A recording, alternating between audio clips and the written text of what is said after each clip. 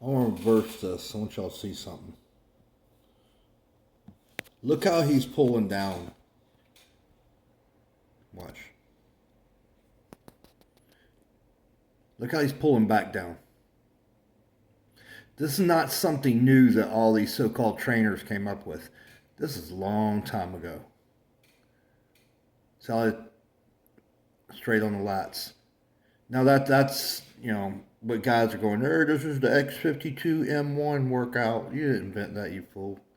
Back look at yourself in the mirror, you don't even look like you ever worked out. But this is Lee Haney's biggest threat was Mike Christian.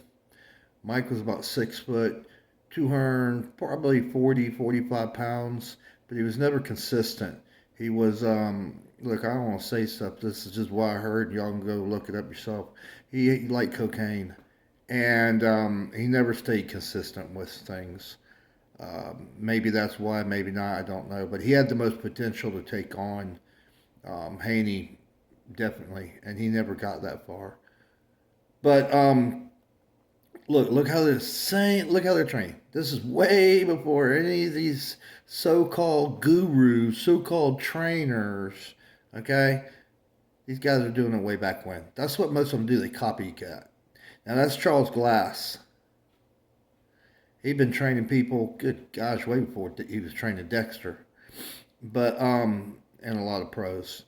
And how many pros did he train besides Chris Camere, Flex Wheeler, and look at the size of Charles, and Dexter that ever amounted to anything, and Mike Christian.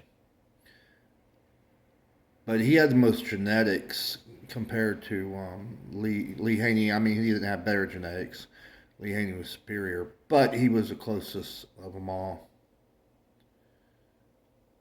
He was a genetic freak. Now, he went to WBF2, World Bodybuilding Federation, I believe.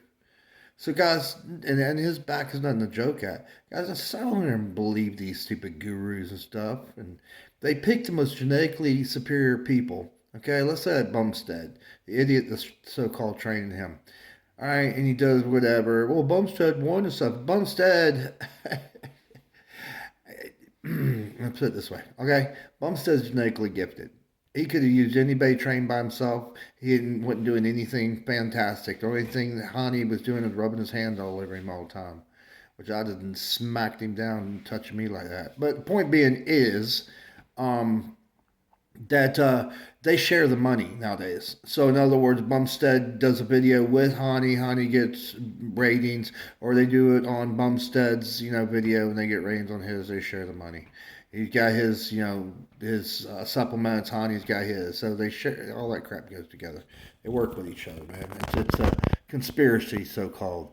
99% of the crap you see in bodybuilding is BS. It's an illusion, just like on stage, an illusion. But yeah, Mike, man, he definitely was a genetic freak. He's still around. He came up with a clothing line too. He actually got smarter in a lot of them. He did like Gary Stridham. He came up with a clothing line. See what he's talking about.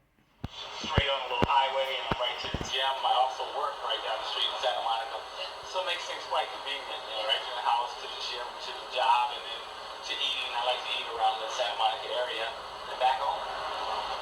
Did you move out here especially to be in the sort of, the muscle mecca? Yes, I did. Now, he ran a hotel for a while. He slept in the back room, so or probably one of the rooms. But I know he was running a hotel like maintenance man type of dude. And I won everything that I could possibly win up there. And it was time to move to California and run with the big boys. And the first year didn't do quite well, Diane, at all. I got a bit discouraged and I quit for about 9 months. After that, I got a lot of encouragement from the people at Gold's Gym, Tim Kimber and Pete Minkowski. Also, Weeder encouraged me to get back into the sport. So I entered my first contest back in 80, and I was USA. I took fourth in that after training for 6 weeks. And just kept on a roll and won America in 84, the University in 84, and turned pro in 85. Yeah, I did a lot of traveling. The tour, the last time, the time before that, I think was very helpful.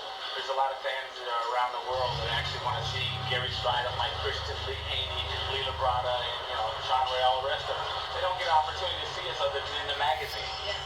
All right, guys, I'm gonna end this one. Y'all have a great New Year's. Later. Be safe.